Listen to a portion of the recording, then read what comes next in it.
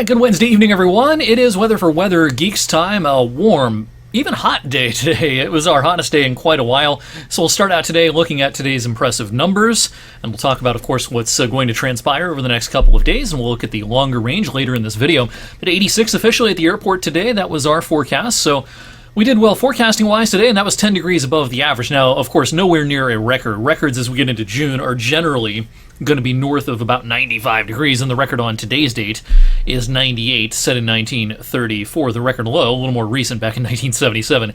It was 38, but we had a rather sultry 64 early on today. We'll kind of be in that same area Thursday morning, with temperatures not much lower than the middle 60s as our Thursday gets underway. So yeah, it's been a long time since we've had temperatures this lofty. In fact, to be specific about it, it's been since September 22nd.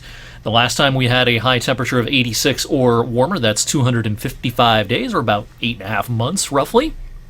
So it's been a long time.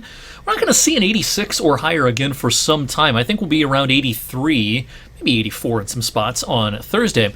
But after that, I don't see a whole lot of middle and upper 80s coming our way over the next 9 or 10 days, maybe beyond that. But next 9 or 10, not looking quite as warm as today. So we had an 86 locally today, 86 in Akron.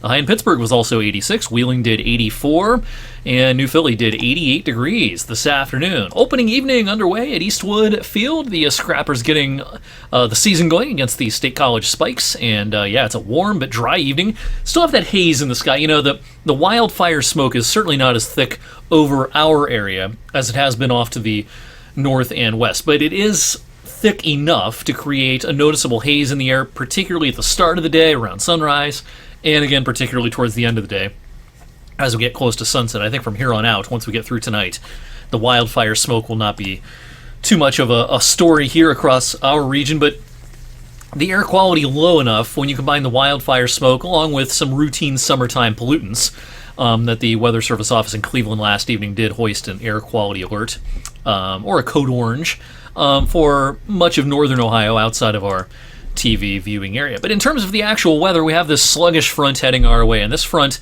it's weak and it's sluggish, and it's going to just kind of wash out eventually by Friday, but it will be strong enough and have enough forward momentum that it will start to increase our clouds later tonight into Thursday and increase our chances for some wet weather Thursday as well. Yeah, no surprise today with the Day 2 severe weather outlook. The Storm Prediction Center did put out a level 1 out of level 5 risk of severe weather across all of eastern Ohio and western Pennsylvania Thursday.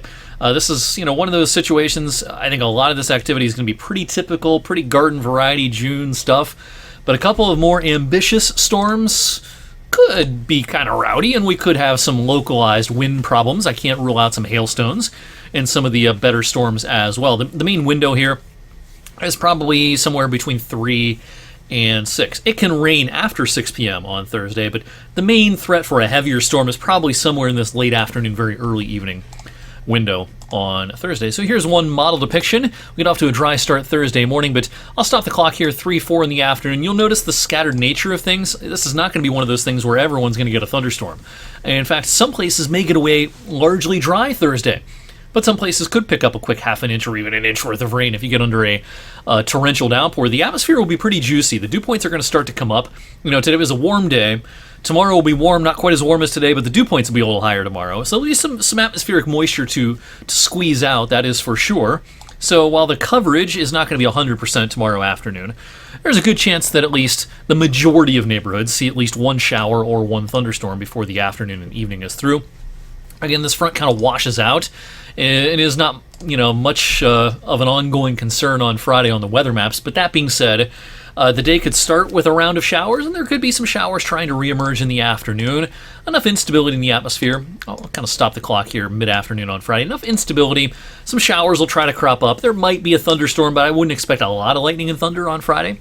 And then we head towards the weekend. Now, yesterday the modeling was a little more pessimistic about Saturday. Today the modeling is in a little bit better agreement that the best chance for showers will be first thing in the morning, and the afternoon Saturday is probably dry.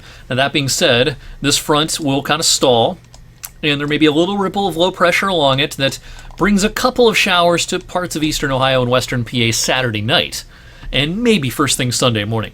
That's one thing we added to the forecast today for the weekend. But that'll be mostly, favorable timing for anybody who has outdoor plans this weekend. A lot of the daylight hours Saturday dry, a lot of the daylight hours Sunday dry. It's Saturday night, maybe first thing Sunday morning, we might get clipped by a couple of showers. And, precipitation in the longer range isn't looking super plentiful, at least in the 6 to 10 day period. This is today's outlook for June 10th through June 14th. So about a week from right now through maybe that following weekend. Will it be dry the entire time? Don't want to guarantee that, but there are some dry trends certainly on the modeling, and so it's no surprise that the Climate Prediction Center with their 6 to 10 day precipitation outlook today shows odds favoring a drier than average outcome across the lower Great Lakes. A lot of landscapers got pretty behind in their work during the month of May because the precipitation was so plentiful. So a couple of drier periods, not just one day here and there, but 3, 4, 5 days in a row worth of dry weather, that would be certainly welcome to a lot of Valley residents. Now, June is off to a dry start. We haven't had a drop in most places through the first 4 days of June. That's probably going to change, though, on our Thursday. Thanks for watching this Wednesday evening video. Have a great rest of your night, and on Thursday evening, we'll update what's going on the radar Thursday evening. We'll talk about that weekend forecast again, and we'll talk more about the longer range as we peer farther into the month of June coming up Thursday evening on Weather for Weather Geeks.